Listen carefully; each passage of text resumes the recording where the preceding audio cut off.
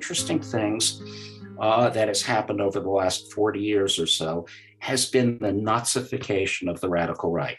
And what I mean by that is the idea that certainly there was anti-Semitism in the United States, 1920s, 1930s, and even going back to the beginning to a small extent.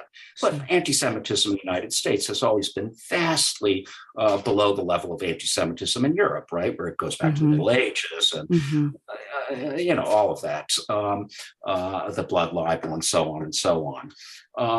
So how is it that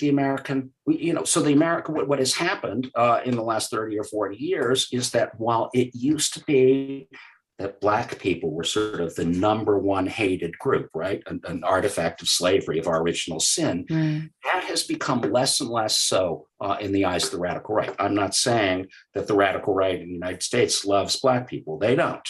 But they have more and more come around to the view that Black people, immigrants, brown people, even gay people, their whole list of enemies, they are all being manipulated by the ultimate evil ones, the Jews. And, there are a number of reasons for this, quite a number, including a theology known as Christian identity, which is spread in the radical right a lot, and which basically, it's very complicated, but basically says that Jews are descended from a sexual union of Eve and Satan in the Garden of Eden, right? That's where Jews come from.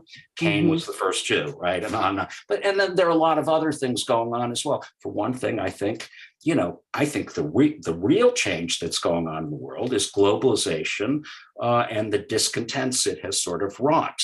And in a world where globalists and globalization are seen as the enemy of sort of the identity of peoples, right? White people, Black people, this nation, that nation.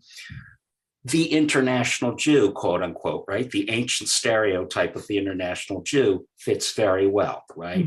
This is a person, this is a tribe who cares only about themselves, who don't care. They don't give a damn about the country they happen to live in, the United States or France or Belgium or wherever it may be. Right. So they're essentially kind of natively traders. Anyway, it goes on and on and on.